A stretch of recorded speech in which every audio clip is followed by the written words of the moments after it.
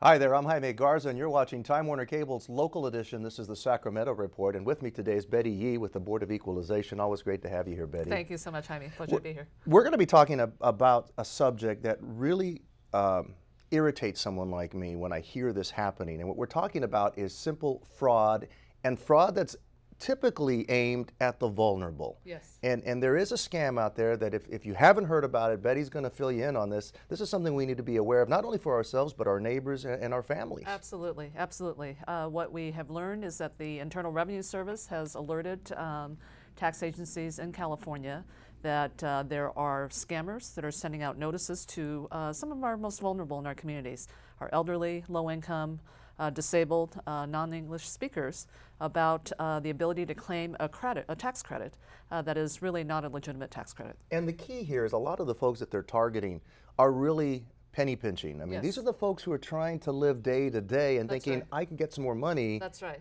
That's right. And that just has to make you angry. It makes me very angry. The enticement is that there is what's called a Making Work Pay tax credit. It was a legitimate tax credit authorized by the Internal Revenue Service in 2009, 2010, but it is a credit claimed against earned income.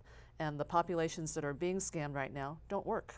So they are actually paying a fee up front for the scammer to fill out the paperwork.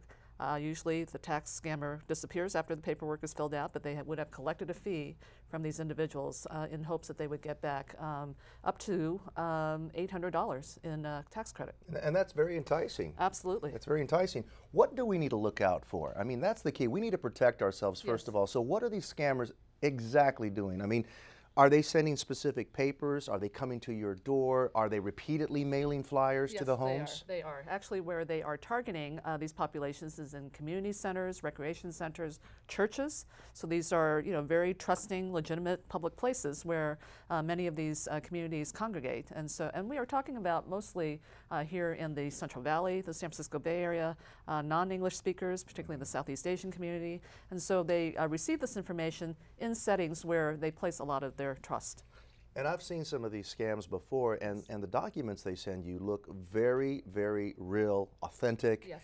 And you don't even think twice about saying, let me pick up that phone and let me make sure this is right. Absolutely. And usually what comes with the flyer is a form that looks like a tax return that you and I would fill out every year to file our taxes. These seem to be fly by night. I mean, they come in, they kind of just sweep through a community and then they disappear. Exactly. Sounds familiar. It does sound familiar because not long ago, several months ago, we had exactly the same type of scam targeting seniors who allegedly were eligible to receive increased Social Security benefits. Same thing, these scammers would fill out the paperwork for a fee, collect the fee, never file the paperwork, but more importantly, most of the time, these individuals that are targeted aren't even eligible for the benefit. And I guess the big question is, okay, so I'm scammed. What do we do to protect not myself, but to go after these criminals? Well, I think it's really eyes and ears broadly in the community, in high alert about these scammers hitting their communities. We need to be very alert in our churches and our community centers to be sure that these flyers that are coming in are legitimate government documents. And the only way to verify that, particularly with this particular scam, is to call the IRS. And they have a toll-free number that people can call to verify that what they are receiving is legitimate.